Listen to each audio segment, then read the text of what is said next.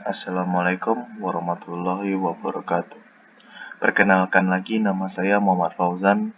Kali ini saya akan mempresentasikan sebuah materi tentang sengketa bisnis. Pengertiannya sendiri, sengketa bisnis merupakan sengketa yang timbul di antara para pihak yang terlibat dalam berbagai macam kegiatan bisnis atau perdagangan. Penyebab terjadinya sengketa bisnis yaitu yang pertama, puan prestasi, yang kedua, perbuatan melawan hukum, yang ketiga, kerugian salah satu pihak, yang keempat, ada pihak yang tidak puas atas tanggapan yang menyebabkan kerugian, yang kelima, mekanisme penyelesaian sengketa bisnis. Penyelesaiannya dapat berupa yang pertama, litigasi. Litigasi merupakan mekanisme penyelesaian sengketa melalui jalur pengadilan. Yang kedua, non-litigasi. Non-litigasi merupakan mekanisme penyelesaian sengketa di luar pengadilan. Dampak positif litigasi. Yang pertama, hukum yang berlaku adalah sistem hukum Indonesia. Yang kedua, berlangsung di wilayah Republik Indonesia. Sedangkan dampak negatif litigasi tersebut yaitu yang pertama, partner asing belum memberikan kepercayaan kepada efektivitas hukum di Indonesia. Yang kedua, proses peradilan memakan waktu yang lama karena terbukanya kesempatan untuk mengajukan upaya hukum atas putusan hakim melalui banding, kasasi, dan peninjauan kembali. Yang ketiga, proses dilakukan terbuka untuk umum. Penyelesaian litigasi sengketa bisnis di Indonesia. Karakteristik pengadilan negeri dalam memeriksa sengketa bisnis yang pertama yaitu prosesnya sangat formal. Yang kedua, keputusan dibuat oleh pihak ketiga yang ditunjuk oleh negara atau hakim. Yang ketiga, para pihak tidak terlibat dalam pembuatan keputusan.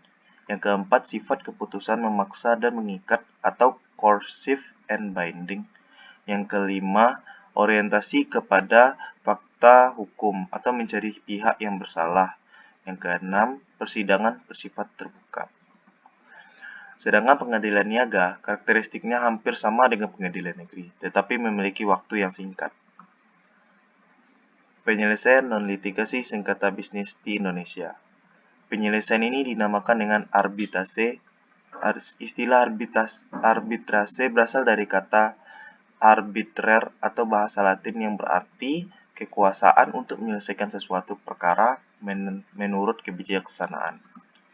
Menurut Undang-Undang Nomor 30 Tahun 1999 tentang arbitrase dan alternatif penyelesaian sengketa Pasal 1 Ayat 1.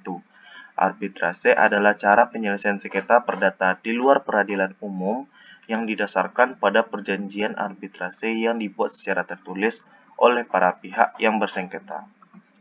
Tujuan arbitrase sendiri yaitu untuk menyelesaikan perselisihan dalam bidang perdagangan dan hak dikuasai sepenuhnya oleh para pihak dengan mengeluarkan suatu putusan yang cepat dan adil tanpa adanya formalitas atau prosedur yang berbelit-belit yang dapat menghambat penyelesaian perselisihan. Jenis-jenis arbitrase itu adalah yang pertama, arbitrase ad hoc atau arbitrase volunteer, yaitu arbitrase yang dibentuk secara khusus untuk menyelesaikan atau memutus perselisihan tertentu. Yang kedua, arbitrase institusional, merupakan lembaga atau badan arbitrase yang bersifat permanen, yang contohnya kalau di Indonesia yaitu BANI atau Badan Arbitrase Nasional Indonesia. Sedangkan lembaga arbitrase internasional misalnya The International Center of Settlement of Investment Disputes, yaitu ICSID. Negosiasi. Negosiasi adalah suatu proses dalam mana dua pihak yang saling bertentangan mencapai suatu kesepakatan umum melalui kompromi dan saling memberikan kelonggaran. Melalui negosiasi, para pihak yang bersengketa dapat melakukan suatu proses penjajahan kembali akan hak dan kewajiban para pihak dengan melalui suatu situasi yang saling menguntungkan atau bisa disebut dengan win-win solution dengan memberikan atau melepaskan kelonggaran atas hak-hak tertentu berdasarkan asas timbal balik. Konsilasi. Konsilasi adalah suatu proses dalam mana para pihak dalam suatu konflik dengan bantuan seorang pihak ketiga netral atau konsilator mengidentifikasikan masalah, menciptakan pilihan, mempertimbangkan pilihan penyelesaian. Penilaian ahli. Penilaian ahli adalah suatu proses yang menghasilkan suatu pendapat objektif, independen dan tidak memihak atas fakta-fakta atau isu-isu yang dipersengketaan oleh seorang ahli yang ditunjuk oleh para pihak yang bersengketa. Sekian dari saya, mohon maaf apabila ada kesalahan. Assalamualaikum warahmatullahi wabarakatuh.